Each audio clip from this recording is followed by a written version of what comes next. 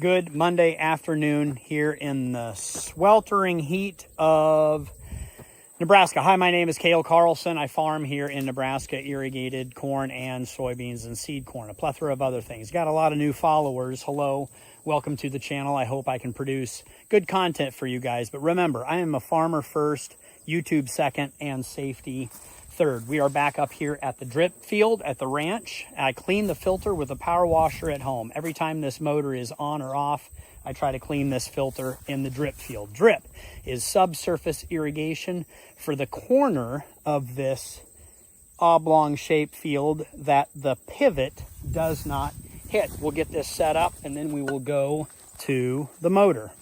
Thanks for joining along. All right, we are now at the pivot motor, which shut off yesterday about this time of day. Could be low of oil, could be low on antifreeze, radiator could be plugged, could have overheated, could be a number of things. I brought everything in my Stellar fuel trailer just in case. Got an air compressor, so we will blow out the radiator. Do have antifreeze, we'll top that off, and then I see that I do have oil here. We'll check it on the dipstick, which this one doesn't have a dipstick, but I do have an oil sight gauge. We'll add a little bit of oil.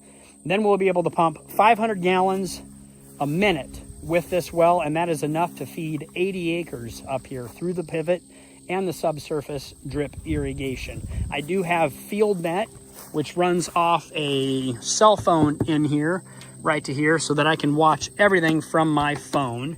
That is how I knew it shut off yesterday. I got a text notification and about what time. So incorporating technology with old tried and true irrigation, a little old, little new, to make my life easier and more efficient. We have a beautiful white corn, non-GMO white corn crop up here that I'm super excited about on yield. Fingers crossed. Harvest is coming up here shortly, so I'll be doing a plethora of harvest videos. If you're curious about the rest of my farming journey, seed corn production, soybeans, anything else, you can just hop back and watch any of my old videos. I've been doing this for about 5 years. And it seems I consecutively do the same thing every year. You guys can just see the variations of kids that I have in and out of here. Got 2 boys back farming with me. Looks like my drip got hit. There we go. Square that up. This is drip oil that lubricates the well column shaft going all the way down. The well is about 100 feet down into the ground, but the pump sits at about 80 feet below, and that's what gives us water. We have a good vein of water through here. Some of the other neighbors, it's not too good, but this one struck gold when Dad drilled it in 1980 something. So it's been a fantastic well, but we want to preserve and do what we can for the wonderful ocean of clean, fresh water, Ogallala Aquifer, that we have beneath our feet, so that my future generations, or whoever else is farming out here in the future, will have access to this wonderful resource.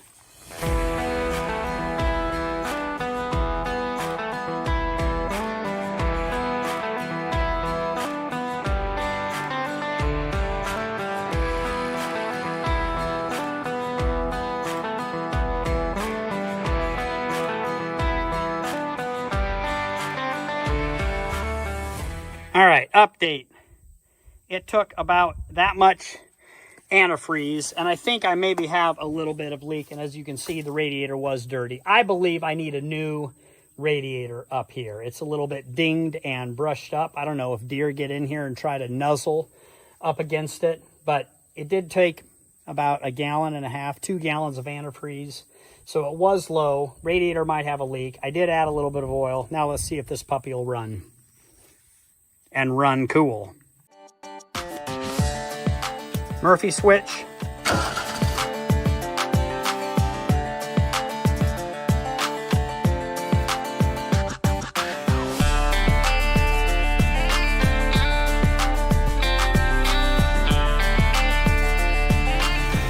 It's cold.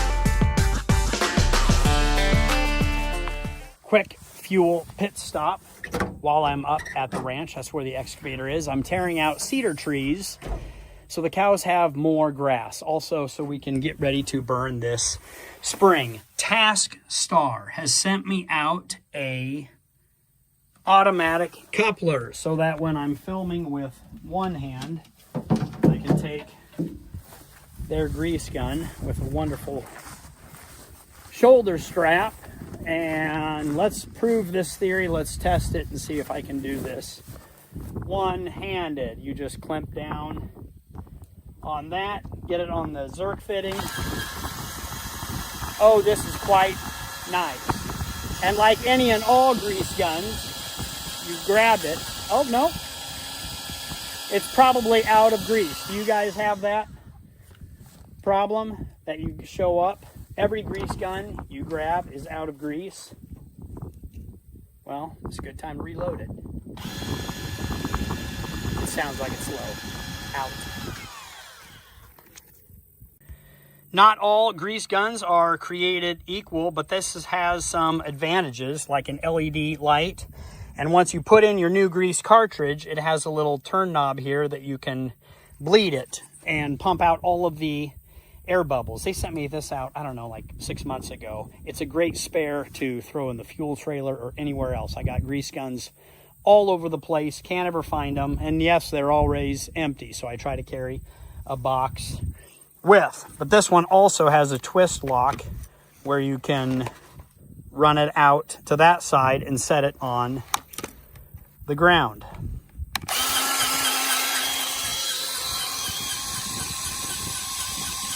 This one, however, is fantastic for doing one-handed operation. Comes with a nice strap to carry over your shoulder. Just makes my life a lot easier to run through probably a couple tubes of grease to get this going. Then we will fuel it up and maybe go home for lunch.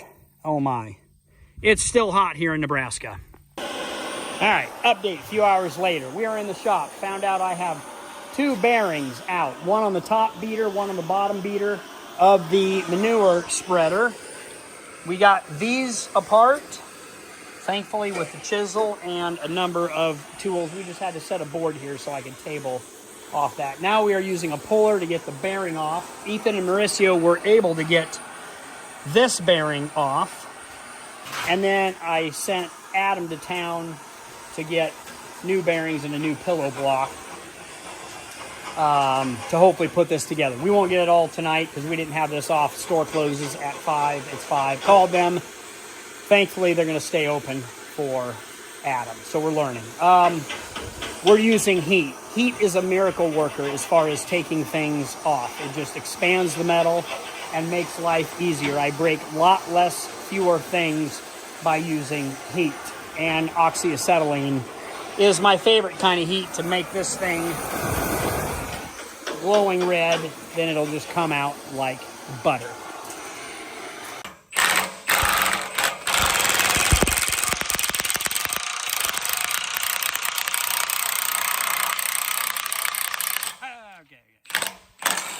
Change your bolts out, we'll get it. Good. Oh, I'm just reminded how much I love heat. Dad loved heat. In fact, we would end up cutting the bearing off to get heat. There was an Allen wrench in there we couldn't get, so I went ahead and used heat, cut in there, cut that sucker out, and enough heat on either side. That stuff will burn you, careful. We got it. We win once again. Heat for the win. And actually, acetylene torch. Super heat, so you can just cut that sucker off. Oh, man. You can feel that. Good job, Ethan.